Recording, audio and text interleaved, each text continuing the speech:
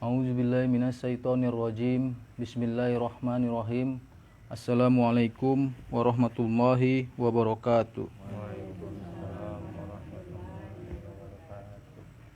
Alhamdulillah, alhamdulillahi rabbil alamin, wassalatu wassalamu ala asrafil anbiya'i wal mursalin wa ala alihi wa sahbihi rasulillahi azmain. Asyhadu an la ilaha illallah wahdahu la syarikalah wa asyhadu anna Muhammadan abduhu wa rasuluhu la nabiyya ba'. Pertama-tama, tidak lupanya kita memanjatkan puji dan syukur kita kehadiran Allah Subhanahu wa taala, yang mana sampai saat ini juga kita masih lagi diberi kesempatan, diberi kesehatan serta izinnya untuk kita berkumpul mengaji pada malam Rabu ini. Dan tidak lupanya kita menyampaikan selawat dan salam kepada junjungan kita Nabi besar Muhammad sallallahu alaihi wasallam. Allahumma shalli ala sayyidina Muhammadin wa ala Tuan-tuan dan puan-puan, saya lanjutkan kajian hikam saya. Bismillah. Dan jikalau terangkat hijab daripada mereka itu, niscaya fanalah mereka itu, diri mereka itu, dan bako mereka itu dengan Tuhan mereka itu, dan adalah mereka itu hamba bagi Allah Ta'ala dengan sebenar-benar hamba, tiada menjadi hamba bagi lainnya. Sebelumnya tuan-tuan dan puan-puan, ini sudah saya baca kemarin malam Selasa, ini saya sampaikan lagi ya. Dia bilang, jikalau sudah terangkat hijab daripada hambanya. Hijab itu apa? Ini saya bagi tahu dulu ya. Hijab itu adalah penghalang antara kita dan Allah Ta'ala. Hijab ini juga lah yang menjadi jarak kita kepada Allah Ta'ala. Karena dia inilah kita tak bisa berjumpa dan merasakan Allah Ta'ala. Hijab ini berupa ciptaan Allah Ta'ala atau makhluk atau apapun bentuknya selain Allah Ta'ala, yang apabila itu masuk ke dalam hati kita, yang itu menjadi Tuhan bagi diri kita, itu adalah hijab. Dan Allah Ta'ala itu pun tidak mau ada yang lain selain dirinya yang masuk dalam hati kita. Itu yang saya bilang kemarin. Jadi hijab itu bisa berupa rasa sayang terhadap makhluk, rasa cinta terhadap makhluk, ketergantungan kita terhadap makhluk, harapan kita mencintai apapun itu bentuknya. Itulah bentuk hijab kita nanti kepada Allah Ta'ala. Maka kata Allah Ta'ala, jangan ada hijab itu lagi kalau tidak merasakan dia. Jangan ada sesuatu lagi. Hilangkan hijab kita sama Allah Ta'ala itu. Sucikan hati kita, perasaan kita, pikiran dan perbuatan kita agar tak ada lagi hijab. Karena hijab itu bisa datang dari pikiran, bisa datang dari hati, juga perasaan, sampai ke perbuatan kita. Itu bisa jadi hijab antara kita dan Tuhan kita nanti. Lalu yang dia bilang sini tadi, apabila terangkat, dia bilang, jikalau terangkat hijab daripada mereka itu, niscaya fanalah mereka itu, diri mereka itu, dan bako mereka itu dengan Tuhannya. Kalau sudah nanti terangkat hijab itu semuanya, fana ia. Tak sadar lagi dia dengan dirinya. Tidak ada lagi keinginannya terhadap apapun yang dijadikan Allah Ta'ala. Maka bako dia ada, kekal dia dengan Tuhannya. Maka diambil alih dia sama Allah Ta'ala itu, untuk menyatakan sifat Allah Ta'ala itu sama dia. Untuk saat ini tuan-tuan dan puan-puan, ya, ini saya jelaskan sedikit. Yang dititipkan sama kita nih tuan-tuan dan puan-puan, yang kita bisa, itu pun atas izinnya. Hanya niat dan usaha. Itu pun atas izinnya. Untuk kita ngangkat hijab kita tadi pun tak bisa. Tidak ada daya upaya kita untuk ngangkat hijab kepada Allah Ta'ala. Walaupun itu memang betul-betul awak mau. Yang bisa nanti ngangkatnya Allah itu sendiri. Dengan apa? Dengan niat dan kemauan kita tadi. Usaha kita tadi. Dengan itulah yang dipandang Allah Ta'ala sama kita. Untuk diangkatkan Allah Ta'ala hijab bagi kita kepada Allah Ta'ala itu tadi. Kita nggak ada daya. Wah, misalnya kita pandang dalam hati kita nih ya, hijab kita misalnya apa? Anak misalnya. Ini masing-masing nih ya, anak nih misalnya hijab kita. Ya Allah, terlalu cintaku dengan anakku. Cobalah ku buang. Nggak bisa. Jadi caranya cemana Tuhan? Niat dijaga, memang betul-betul tidak kepada Allah. Lalu usaha kita untuk membuangnya. Buang perasaan cinta kita terhadap makhluk, walau itu anak sekalipun, darah daging awak. Nanti dikasih Allah jalannya. Maka nanti, jangan Tuhan marah, tuan-tuan dan puan-puan marah. Kalau nanti seandainya anak kita dipukul orang, terbit rasa sakit dalam hati kita. Itu Allah Ta'ala tidak membuang yang tadi. Sesuai dengan niat dan harap apa? Niat dan usaha kita tadi. Ini enggak, kita niat enggak kepada Allah. Usaha kita supaya enggak sampai kepada Allah. Lalu didatangkan Allah nanti sebab untuk membuang yang itu tadi. Hijab kita, tentang anak itu tadi. Kita tak tahan. Kita salahkan orang. Itu masih hal yang buruk, cuman hal yang baik. Seandainya kita taruh harap misalnya sama anak kita. Harap itulah hijab kita kepada Tuhan kita. Kita mau anak kita tuh baik. Nyatanya anak kita tuh tak baik. Coba. Cemana tuh? Tetekkan perasaan kita. Itu tandanya apa? Hijab kita tuh anak kita sendiri. Harapan kita. Agar dia tuh baik. Sebenarnya Allah Ta'ala membuatkan anak kita macam gitu tuh. Untuk membuang dia dari dalam perasaan kita nih. Agar kita tidak bergantung dan berharap lagi sama anak. Tetap bergantung dan berharap sama Allah Ta'ala. Itu jalannya. Atau yang lain hijabnya. Tentang harta pula. Diambil Allah Ta'ala lah harta kita. Melalui entah dicuri, entah dibakar Allah Ta'ala rumah kita. Kecewa kita. Tak terima kita. Sakit hati kita. Misalnya. Siapa mau kita salahkan? Sebenarnya luar biasa Allah Ta'ala itu sayangnya. Begitu bergantungnya kita terhadap harta yang kita punya. Begitu diambil Allah Ta'ala agar balik kembali hati kita kepada Allah tuh. Masa kita nggak mau? Kita sangkai Allah Ta'ala itu dengan yang dibuatnya. Padahal Allah lebih tahu. Dia maha mengetahui. Ada mahanya dia. Bukan lagi mengetahui. Mahanya. Maka hati-hati tuan-tuan dan puan-puan. Tidak akan seorang hamba itu bisa terbuka hijabnya. Kalau masih ada lagi yang lain daripada Allah dalam hatinya. Itu tandanya masih besarlah hijabnya.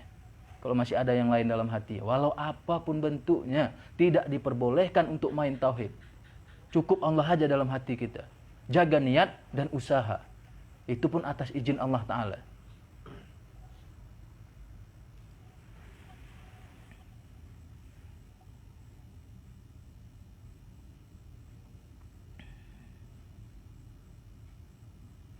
Dan sesungguhnya telah ditanyai Abu Sahidin daripada fana, maka katanya berawal fana itu yaitu zahirlah sifat wahiyah dengan azimah dan jalal atasnya hamba maka melupakan akan dia dunia. Sampai itu tandanya. Ditanya sama Syekh tadi, itulah tandanya. Sampai saking fananya dia, lupa dia dengan dunia itu.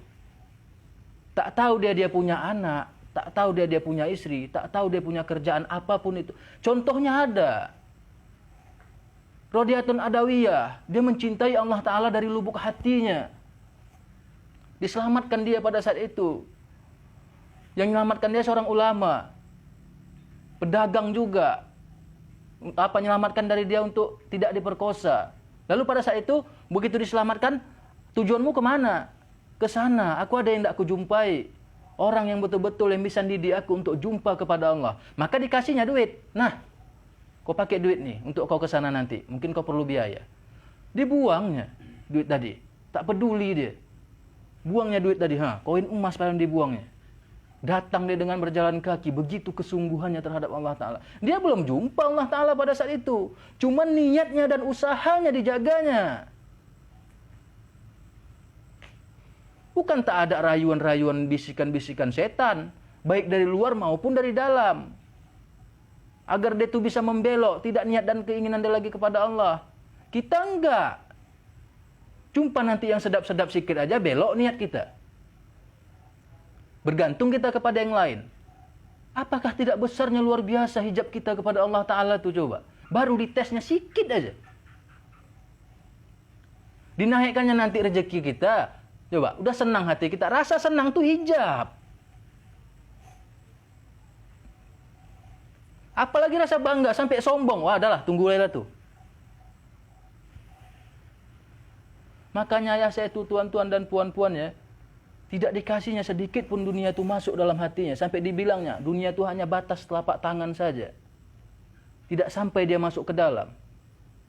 Jadi bagaimana untuk bersepeda itu tak masuk? Usaha kita dulu, pertahankan niat usaha. Begitu datang nanti orang apa, nah kasihkan. Nah kita ambil secukupnya aja, jangan kita simpan. Begitulah ya saya dulu. Siapa bisa ngikutinya? Sampai emak saya, mendiang emak saya ini pun meraung. Masa orang aja pula diluankan, keluarga tidak. Coba, sampai utang-utang dulu di kedai. Untuk ngeluankan orang. Saya minta cuma 2.000 perak yang dikasihnya. Orang lain sampai 50.000, 100.000 dikasihnya. Begitu saya tanya, kenapa ya kasih orang tuh banyak? Saya cuma sikit. Kau tanggung jawabku. Kalau dia, siapa lagi dia mau percaya sama dia? Mau ngadu sama siapa lagi? Sudah minjam dia sama saudaranya juga tak peduli sama dia, tak percaya sama dia. Dia datang kemari dengan usahanya. Walaupun tidak dapat hendaknya, jangan patahkan semangatnya. Begitu kata ayah saya dulu. Nyata jelas tuan-tuan dan puan-puan. Terzahir sifatnya sama dia. Pemurahnya. Fana dia. Tak ada lagi dunia di dalam hatinya. Nampak dari perbuatannya. Ini enggak. Kita bilang kita fana. Tak ada dunia dalam hati kita. Namun kenyataannya perbuatan kita masih mengutamakan dunia. Habis. Dunia itu bentuknya banyak. Luar biasa permainannya nih tuan-tuan dan puan-puan. Maka saya bilang dulu, sekali aja. Sekali misalnya kita ditontonkan tuh rasa Allah tuh sekali aja. Tak akan mungkin kita bisa berpaling. Luar biasa indahnya. Coba. Tak sanggup saya bilangkan ya. Cuma tuh ya. Tak ada lagi duanya dalam dunia nih. Kok sama yang itu tuh. Fana iya. Tak ada tandingannya. Bagaimana kalau udah kita bakal sama dia, kekal kita sama dia, menyatakan sifatnya kita, tidakkah luar biasanya? Tidak ada lagi tuntutan dalam hatinya. Keinginan dia pun dah tak ada walau baik sekalipun. Coba. Tidak pernah dia marah, selalu memaafkan orang. Sifat dia pun pemurah, pengasih dan penyayang. Coba, tidakkah luar biasa? Tidak mau macam gitu awak. Cuman bukan berarti awak menahan, enggak, lepas. Udah enggak ada lagi beban dalam perasaan kita.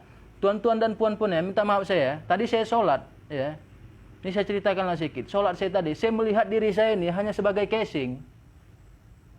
Di dalamnya lain lagi. Ini casing luar nih. Di dalamnya ada dua dia saya tengok. Satu rasa Allah, satu rasa nafsu saya. Mana yang lebih dominan dalam perasaan saya? Ini casing nih yang menjahirkan antara keduanya. Cuman saya tak mau jadi nafsu saya mau jadi Allah Ta'ala. Biar Allah Ta'ala yang merintahkan saya. Bukan saya mau jadi dia, enggak. Allah Ta'ala yang merintahkan saya. Untuk menjahirkan semua sifatnya hingga tak ada lagi tuntutan dalam perasaan saya dan keinginan apapun dalam hati saya. Karena saya tahu rasa nikmatnya. Jalannya sudah dikasih kita tuan-tuan dan puan-puan. Jangan kita sepele. Guru sudah ada, nuntun. Coba. Cara udah dikasih. Patuh dan mengabdi. Coba. Kalau bisa buat ibadah, buat. Lebih bagus lagi untuk mengenali nafsu-nafsu. Coba. Untuk membuang keinginan awak, rajin sedekah untuk nyuburkan rezeki awak sendiri. Kasih orang makan. Itu untuk apa? Untuk apa namanya? Untuk menyatakan sifat Allah Ta'ala. Untuk mencontoh guru-guru kita terdahulu. Itu yang kita yang dituntut untuk itu. Nggak ada yang lain. Untuk jadi ini, jadi itu nggak ada. Udah saya bilang dulu. Jangan ada perasaan tuh mau jadi ini, mau jadi itu, mau jadi wali, mau jadi guru. Nggak ada tuh. Demi Allah, demi Rasulullah, tidak ada sedikit pun rasa saya yang nggak jadi guru lagi. Walaupun sebentar nih. Karena saya tahu. Baru berapa lah murid saya. Udah banyak saya dikecewakan. Itu karena saya telah menaruh harap sama murid saya.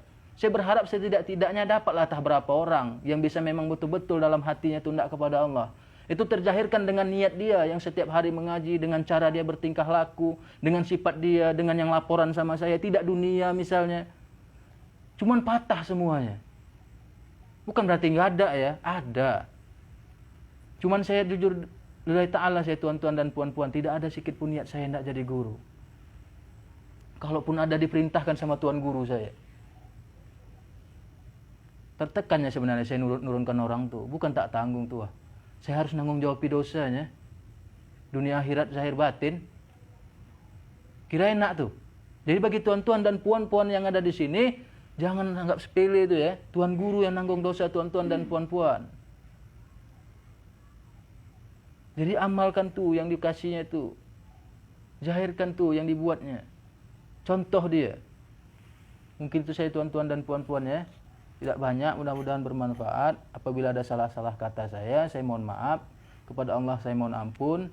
Saya sudahi. Wabillahi taufiq wal hidayah. Assalamualaikum warahmatullahi wabarakatuh.